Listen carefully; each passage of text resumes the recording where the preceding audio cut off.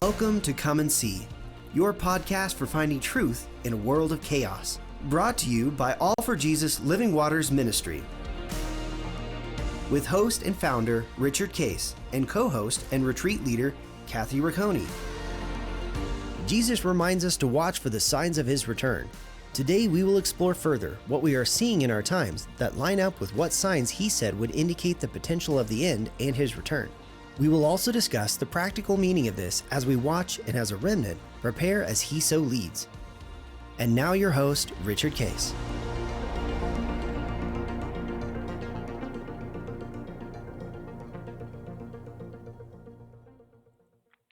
Well, good morning, Kathy. Here we are on End Times Friday, and Good morning. we are heading now into latter weeks of October, and lots of interesting things going on. And we've been talking about the economic scenario of what is happening, what is going to happen, and what will happen.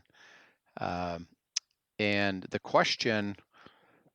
And I believe Jesus always wants everybody to ask this question and pursue this question is, as John said, he told me to pay attention and that everybody should be a follower of the truths that John was going to reveal about the end. I want everybody to pay attention to the end, while we already know that it's 2,000 years later already. But every generation was supposed to pay attention to the end while they deal with their generation. And so, as I've understood it, there's several reasons why. One, it's going to happen. At some generation is going to be the ones that experience it. Right. So, think about the prophecies about Jesus himself. It was all the way through the Old Testament. So, 1,000 years, there were things foretold about Jesus being born, Right. the Messiah. And they were in the same place. Well, it could be now, but it wasn't. But I was supposed to learn about it and process it, and they kept teaching their generations. Well, at one point in time, it happened. It actually happened, right? And that generation was all part of that, who then brought a lot of the truths of Scripture to that moment. So the disciples, for example, how did they even understand the idea of Messiah? It was because they were understanding the truths of the Old Testament that spoke about it. Right. And what you're talking about there is an important thing I just want to highlight in terms of parenting. I always think about moms and parenting and stuff, but looking back to Deuteronomy and the instruction to keep the word of God at the forefront of things, and just how important that is with your children, continuing to teach generation after generation. And that's what you're really talking about there. Had they not taken that instruction to heart, the foundation would not have been laid for anyone to understand when Jesus showed up on the scene that he was the Messiah. Right. So there was a necessity to keep that alive until the prophecy came true. Right. That's right. And to perpetuate that. And then secondly is that if we're in something and we begin to see signs and wonders and things that begin to portray it, we do need to seek wisdom is with what I'm seeing. And by the way, we all see partially, which is why we can't absolutely say we know when it's going to happen. Do you want us to understand something for that? Because if it is coming and it's going to happen and we're going to be in the middle of it, well, we kind of need to understand it. Right. And be ready for it and be prepared for it, particularly with what we're headed toward is the tribulation. And remember, the tribulation, interesting enough, there's a couple levels of that word. Tribulation per se is for the believers who don't participate in the system. which is why it's called tribulation, because Right. the focus is on the followers of Christ who don't participate in the system Right. and are going to be persecuted. Right. Uh, And because those who do participate in it, they're going to have this season of actually the appearance of things being good because they're taking part of this system and the system is taking care of their needs. But Christians have been given the wisdom not to partake. right. And that leaves them in this place of tribulation. That's right. So it's a really interesting point that when we think of tribulation per se, we think of trouble. And gosh, it's going to be awful trouble. Interesting enough, it's going to be the opposite. It's going to appear fantastic, good, and a great solution, and not trouble. The trouble is for those of us who have a heart to understand the truth and to say, I see now where it is and where I'm supposed to land with it, which by the way is not take the, the mark of the beast, the economic mark of the beast. So that's going to be an interesting point. Now, there's argument at this point. There's argument. Yeah, but we're all going to be raptured. And it doesn't matter. And again, the only thing I say to that is the rapture is going to be, it is true. It's a true statement. But we don't have absoluteness from Scripture. Is it pre-trib, mid-trib, or post-trib? Right. And so we have to be careful that we don't wish it away and just say, well, it's pre-trib, so why bother? And Jesus says, well, I want you to bother. Maybe it's not pre-trib.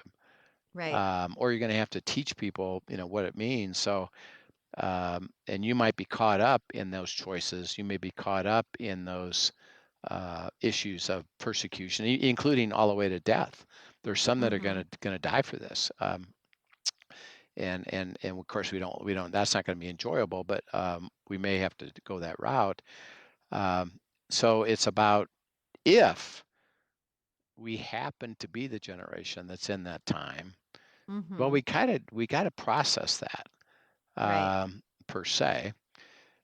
If we're not, there's change that is coming, and it's global change, and we still need to be able to process we and have still God lead us. we still need to ask the question of how do we stay true to God while we're going through this? And true to God means in the middle of that, He's going to deliver to us the covenant. I'm going to bless you to make you a blessing, because circumstances don't limit God. Right. So I don't have to fall into the issue of having no ability to survive it economically. When God can give me wisdom and give me heads up and get preparation, for what's ahead. So we're going to approach it all, kind of from that framework of, are we potentially in it? What does that mean? And then if it's just economic stress, how do we approach that? And still stay in the covenant. So those are going to be the ways we approach it. And we're always doing a couple of things I just want to highlight. I talked last time about the downgrading of the United States credit rating. So that's been a problem. Our debt continues to skyrocket. There is, because of the high interest rates now, and I'm talking as it applies primarily, the 2 points it applies mostly to United States citizens. One is housing. The ability to buy a house and pay for that house. And we've been in a boom time. And because of what happened with COVID and everybody realizing, you know what, I could work remotely. So I'm going to go live remotely, live in a different place. Right. So I'm going to get out of the city. I'm going to get out of a particular area that maybe has high taxes or things that I don't like how they operate. I'm going to go to a different place. And what it did was it stimulated demand and rose prices of houses pretty dramatically. But the whole system in a sense worked, but it only works short term, by the way. And that is, okay, it's rising prices. That means I can sell my house for more. Mm-hmm. The interest rate to buy another one is still 2.5%, 3%. Right. So I can afford that. I take my equity and go get something else. My loan maybe increases some, but hey, I got a low interest rate. Mm-hmm. So the whole thing just stimulated itself to raise prices literally as much as 40, 50, even 70, 80% over what they Mm-hmm. used to be. And I'm talking just a few years ago. Right. And so there was a boom time with it, and everybody was in the mode of, gee, if I need to or want to, I should probably sell my house now. And I know you heard stories, and maybe I think even your children were part of them. Was for every house that people was looking at, Mm-hmm. there'd be 20 offers, Right. Right. and And they'd going above asking I price, well above I'll go asking well price, above cash asking offers. price, Yeah. and you had to try to win that if you were Mm-hmm. gonna go do it. So it pushed everything up. Well, because of inflation, and now the interest rate's rising, and the mortgage is now at 6, 7, 7.5%. It has put a big damper on the whole home industry, including Mm-hmm. there were a lot of homes being built that either have stopped being built or they're in trouble because there's not enough demand to buy for the houses that were being built. Mm-hmm. And certainly selling used houses and buying new ones is difficult because if I have, and remember when there's this mortgage scenario where you can get a 2 to 3% mortgage, everybody that has any wisdom refinance their house. Mm-hmm. They didn't move; they just refinanced it. To I make sure they were locked into that rate. I Yeah. could even have a 4.5% mortgage, which is still low, but I can get 2.5. Well, I'm going to do that. So a Mm-hmm. lot of people refinanced it without moving. Well, today, because the interest rates are at 7.5, if I have a 2.5% mortgage on the place that I have, what do you think is the motivation to say, yeah, I'll give up that mortgage and pay one that's 7.5%? There's not one. There's not a You know. motivation. So the ability and desire to even move Mm-hmm. is lower. So there's not enough, So it decreases the supply again decreasing too. supply and the demand of it. And then because of the overbuilding and the over inventory that was trying to be available, Mm-hmm. that starts to shrink. So home building and home ownership is really slowing down dramatically. Right. And as a result of that, we're headed for another probably housing crisis where the Right. prices will have to come way down again. So people will be upside down with Right. it, and then that'll cause problems with their banks, et cetera. So we could be in for a really, and they predict that it'll be a fairly long cycle with this. It's not going to be a short-term Mm. deal, Right. which, by the way, has a big impact on the economy.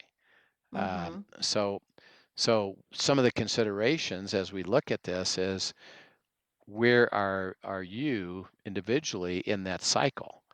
Are Mm. you already settled with your house? You got a low interest rate, and you don't need to move for work or anything else. You're actually in a pretty good spot Right. if you can afford the payments, from the other stuff. If you're not and you're in limbo with that, or you need to, or you have to, that could be an issue of where Right. it winds up you. So that's a consideration. The other thing is that the banks are struggling, and there's right now a recent study that says 190 American banks are potentially on the verge of collapsing. Mm. And again, um, if I can explain it fairly simply, is that if I operated and I believed that the interest rates were never going to go up significantly, Mm-hmm. then I took on the obligations at that low interest rate. And Right. the income to me, bank, was at that low interest rate. Mm-hmm. Well, now the cost of me doing business has doubled or tripled. Right. But I'm stuck with the low interest there's rate. a delta between the two, right? There's a difference between the two, and I might not be able to manage that delta. Mm-hmm. And if I don't, then I have capital requirements and I can't meet the obligations of Right. the system, and they're on the verge of collapse.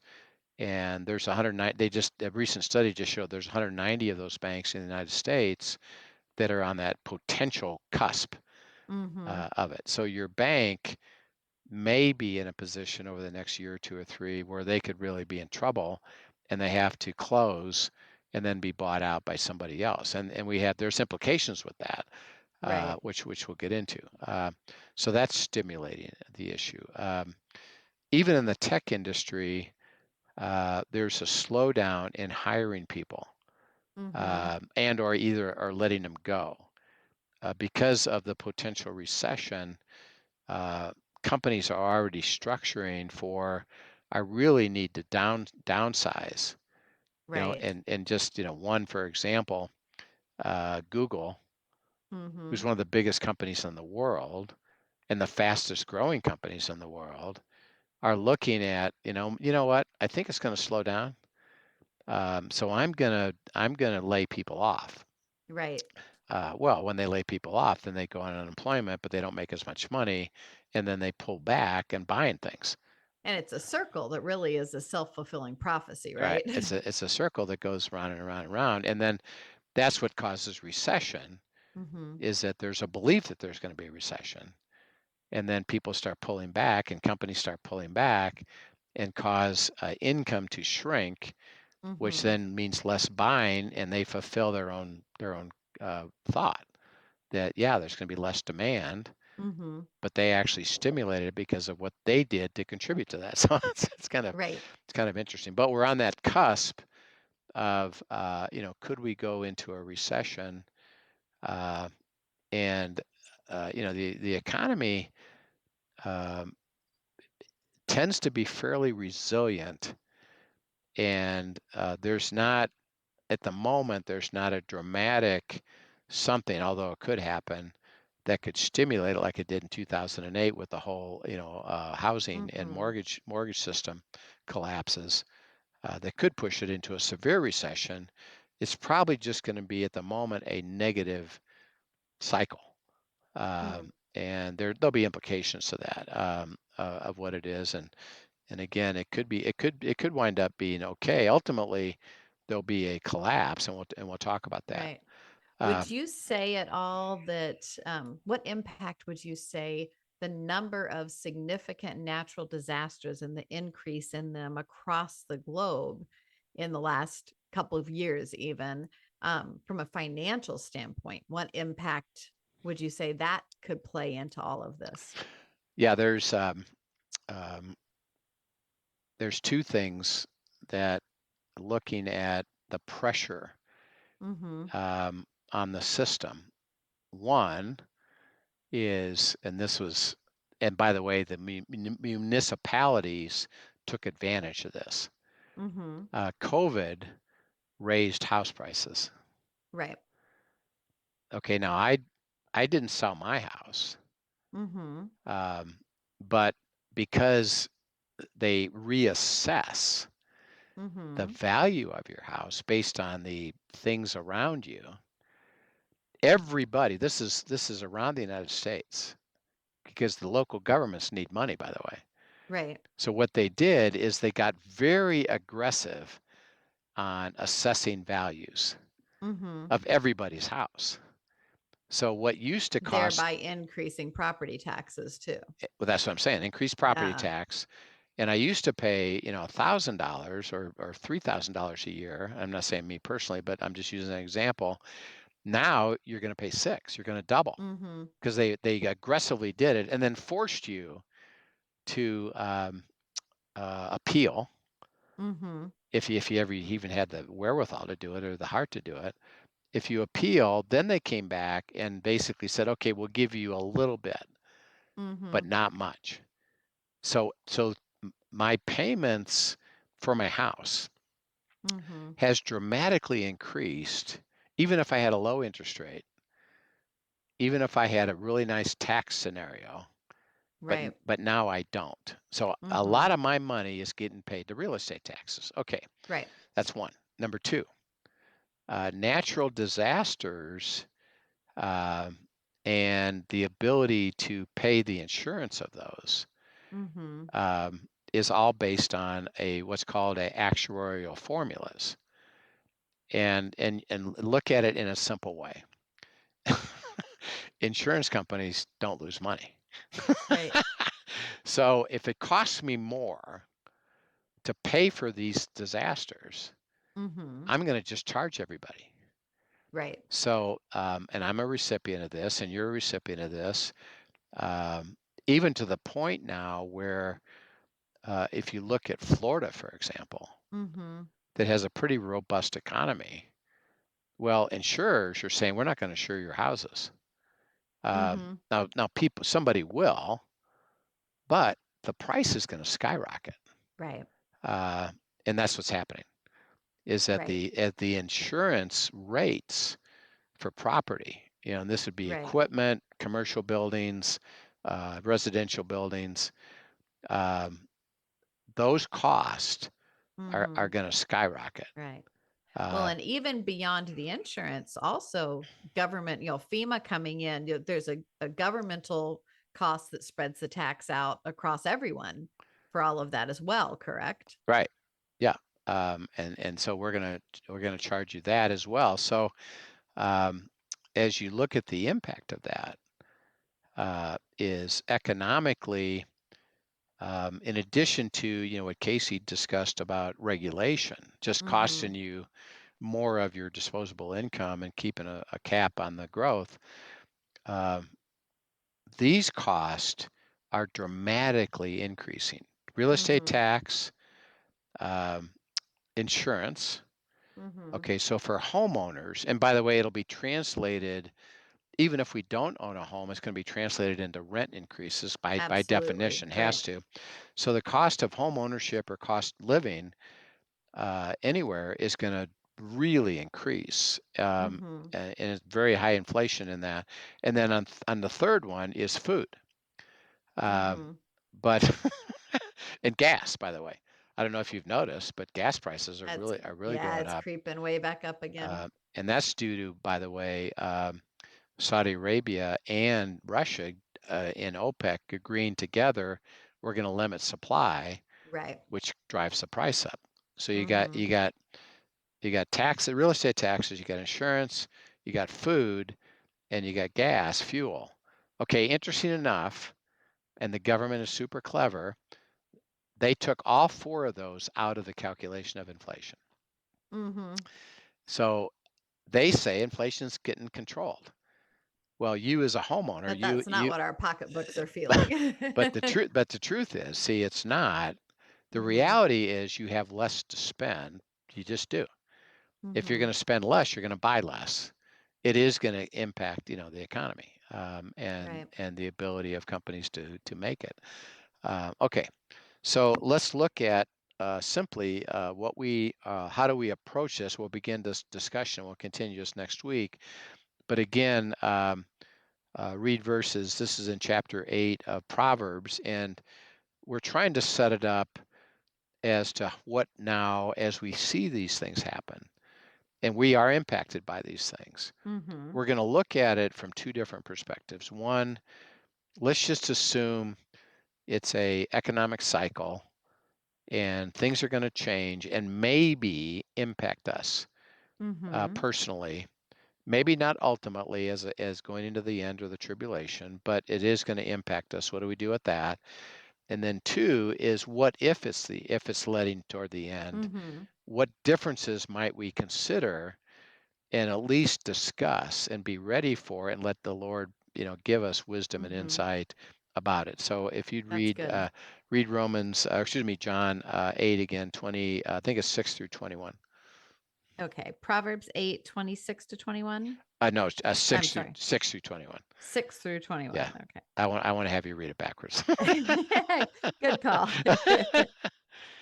Listen, for I will speak of excellent things, and from the opening of my lips will come right things. For my mouth will speak truth. Wickedness is an abomination to my lips.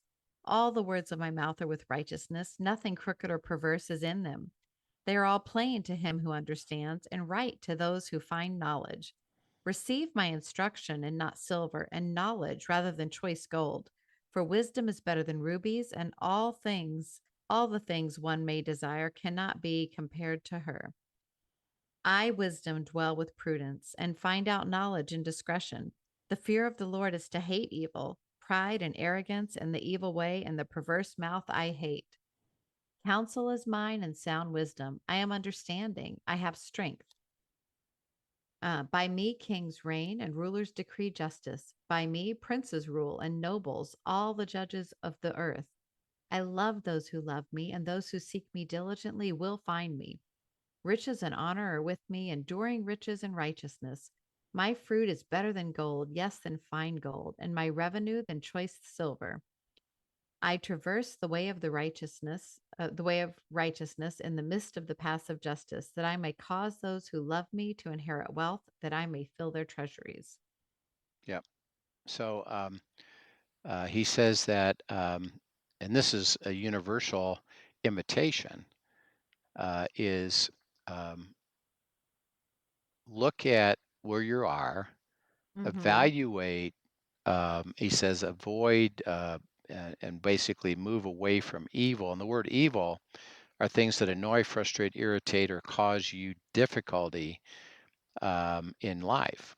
Mm-hmm. And so, if things are changing, um, it's going to be difficult all by itself because of the potential changes and the impact on us Mm-hmm. personally with me or my family or my marriage and my community. What's going to happen with that? He said, well, um, do not look for your own wisdom or the world's wisdom, but rather let me guide you and seek me, because you'll have benefit from that, and pursue it. And he said, hate pride in the middle of that, which means Mm-hmm. don't try to figure this out yourself. Right. Don't Right. go forward. So um, here's a question that we're going to raise up uh, as you start to look at this, and then we'll continue this discussion in the next several weeks about what do we do. But here's number one question: is everybody operates financially according to reality of my income and my expenses. Right. And so the first thing to go do and consider would be for you and your spouse to work through, Mm. where are you today, Right. in terms of income, sources of income, which can be, investments, savings accounts, other rental houses, things that you've got. Usually, it's just your employment income that you get for working. Mm-hmm. Well, okay, what is that? What's your net after taxes? And then on the other side of it is work through all of your expenses Mm-hmm. that either have already started to increase, or like for example, we had an assessment sent to us by the taxing authorities. Mm-hmm. Uh, I know starting in January, February, my real estate taxes are going up, and Mm-hmm. I kind of know exactly what they are. Right. Now I haven't experienced it yet, but I'm going But you to. know it's coming. Right. Right. So you take three columns. One is your income. Where's that? Number Mm-hmm. two is you list every expense you got. Mm-hmm. Food, housing, clothing, school payments, travel, gas, fuel, all those categories of the budget. List them down. That say here's where it is today. Right. The next column next to that would be, am I already aware of the costs that are going to go up, and Mm-hmm. or at least I can pretty well predict it. Like for example, if you're paying X dollars in fuel costs per month, I would increase that by even a factor of 10% to say probably next year that's going to go higher. I know what my real estates are going to go. Hey, my insurance is going to be up for renewal. I better plan an increase on that. You could talk to I could talk to Linda and say, well, how's it going with food? Right. And she's And going to she's say, going to tell you it's going up. hey, prices are going up, and so what factor do we put in that? So you come up with your income line, and then you come up with what you believe next year's expenses are going to be. And first of all, the first question is my income greater than my next year's expenses? Right. Or are we already in trouble? And we're struggling, and we're actually using credit cards to fund some of this stuff. And those will be some of the discussions we're gonna play through. Is as we look at, remember, God said, "Let me guide you into truth. Understand where you are today, and then I'll give you wisdom about what's next." As we start to play that out, because ultimately, even if we're using credit cards to borrow to pay for things, ultimately we run out of capacity to do that. Right. And it's going to be problematic, and so those are the things that we're going to do. So my first thought as we look at these economic changes and the pressure that's already on the table is put a budget together, Right. and just see where you stand. And then we'll talk about what do we do next, and how do we address that next. Right. And by the way, it has to do with, and we're going to talk about this. I get employment income on this side of it. Well, a big question that we have to pursue with God is how stable is that employment income, or is my company? Because I know a lot of companies right now that are ready and are laying people off. Right. If I'm one of those participants, I got to be aware of that and then get ahead of it if I can, or how do I manage that? So lots and lots of questions coming up. Yeah. Well, and I think it's important as you bring this up. One, I just love that you're bringing this up, because I think regardless of where you're sitting, if you are incredibly comfortable or if you are very tight on your budget, this is wisdom. Yeah. What you're sharing right here.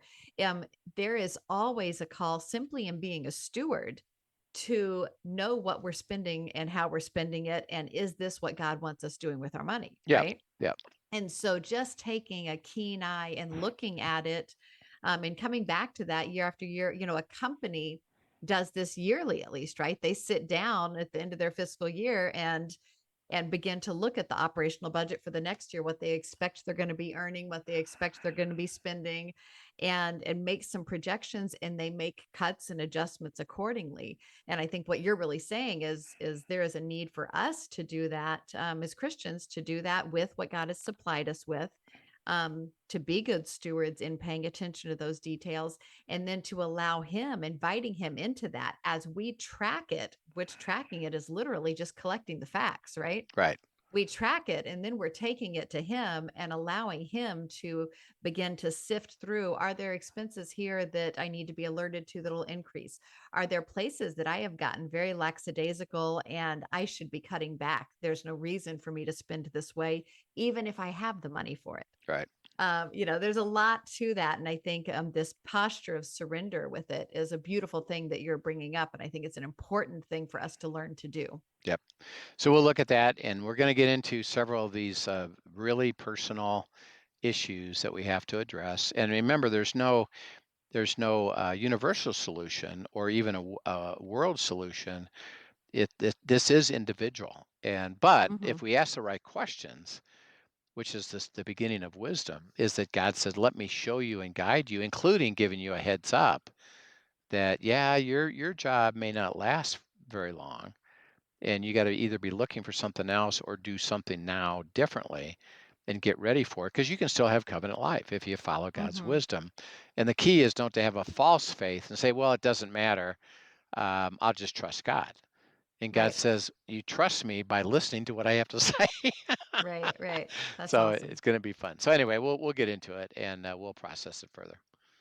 Very good. Well, thank you so much. This is great wisdom, very practical wisdom that I think we can all embrace. So I appreciate you bringing it up. And if you have questions, send them in to questions@afjministry.com. And we look forward to seeing you next time. Yep. We'll see you then. Thank you for joining us for today's episode of Come and See, your podcast for truth in a world of chaos. Brought to you by All for Jesus Living Waters Ministry. Send us your questions and comments, and tune in tomorrow for more answers to your personal questions about living life in God's truth. Remember, God's will is best and none better. His truth brings peace in this world of chaos.